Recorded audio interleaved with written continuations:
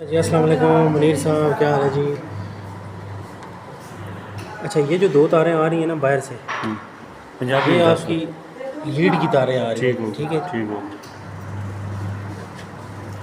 अब एक तार आपकी जो बाहर से आ रही है ना मेन तार, हाँ वो लगेगी मोटर की जो कॉमन तार है, ये हाँ काली कॉमन तार है। हाँ बिल्कुल।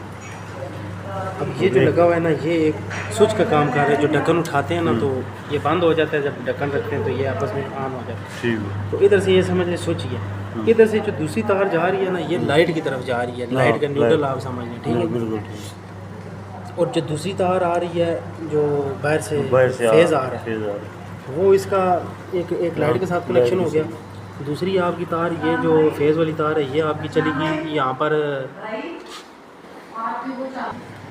दूसरी जो आपकी तार आ रही है, ये आ रही है आपकी यहाँ पर। ये आप देख सकते हैं, यहाँ पे सिलेक्टर स्विच लगे हैं, यहाँ पे ऊपर एल लिखा हुआ है, लोड। ठीक हो। ये बाहर से जो एक दूसरी तार आई ना, वो यहाँ पे कनेक्ट होगी।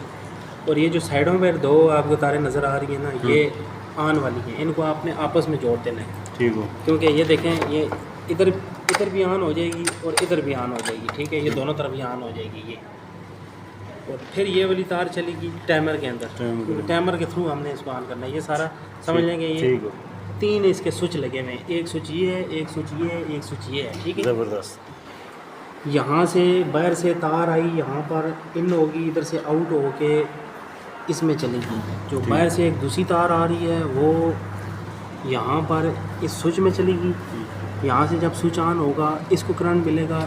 इसको जब टाइमर को ऑन करेंगे तो ये जो सी यहाँ से वायर आउट होगी, वो आउट हो गए। मोटर का जो ये दो कैपेसिटर की तारें हैं, ये कैपेसिटर की स्टार्टिंग की है और ये रनिंग की है। जो यहाँ से टाइमर से दूसरी तार आएगी, वो इसकी जो रनिंग के कैपेसिटर की साइड पे, ये देखें कैपेसिटर की रनिंग साइड है मोटर की, यहाँ पर ये तार लग जाएगी और ये सर्किट मुकम्मल हो जाएगा, ठीक है।